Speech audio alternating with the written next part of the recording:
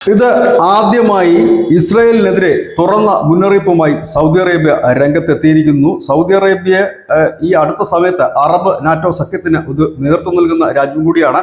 പാകിസ്ഥാനും സൗദി അറേബ്യയും തമ്മിൽ അത്തരത്തിലൊരു സഖ്യത്തിൽ ഏർപ്പെടുകയും കരാർ ഒപ്പുവെക്കുകയും ചെയ്തതാണ്. ഏതായാലും ഇപ്പോൾ സൗദി മുന്നറിയിപ്പ് നൽകുന്നത് ഇങ്ങനെയാണ്: ഇസ്രായേൽ വെസ്റ്റ് ബാങ്കിന്റെ ഏതെങ്കിലും ഭാഗം പിടിച്ചെടുക്കാൻ നീക്കം നടത്തി കഴിഞ്ഞാൽ ശക്തമായ പ്രത്യാഘാതങ്ങൾ നേരിടേണ്ടി വരും.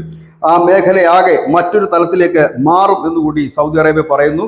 പലരും കരുതുന്നത് 2022 തുറന്നുകൊടുത്ത ഇസ്രായേലിന് സൗദിയിലേക്ക് എത്താനുള്ള വ്യോമപാത അടയ്ക്കാനുള്ള സാധ്യതയുണ്ട് എന്ന് ചാനൽ 12 റിപ്പോർട്ട് ചെയ്യുന്നു. ഏതായാലും നിലവിൽ ഇസ്രായേലുമായി സൗദി അറേബ്യയ്ക്ക് അണ്ടർ ദി റഡാർ സുരക്ഷയും ഒപ്പം തന്നെ ചെറിയ രീതിയിലുള്ള വ്യാപാര ബന്ധങ്ങളും ഒക്കെ തന്നെയുണ്ട്.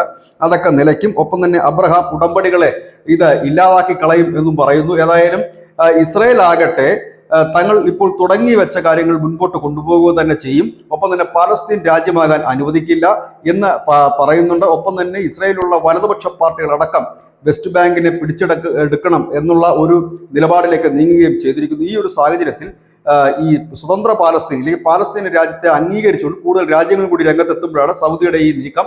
സൗദി എന്തായാലും രൂക്ഷമായ രീതിയിൽ തന്നെയാണ് ഒരു പ്രതികരണം നടത്തിയിരിക്കുന്നത്. ഏതായാലും സ്വതന്ത്ര പാലസ്തീനെ അംഗീകരിക്കാൻ കൂടുതൽ രാജ്യങ്ങൾ മുൻപോട്ട് വരുന്നതിനിടയിലാണ് സൗദിയുടെ ഈ ഇപ്പോൾ ഉള്ള ഒരു മുന്നറിയിപ്പ്.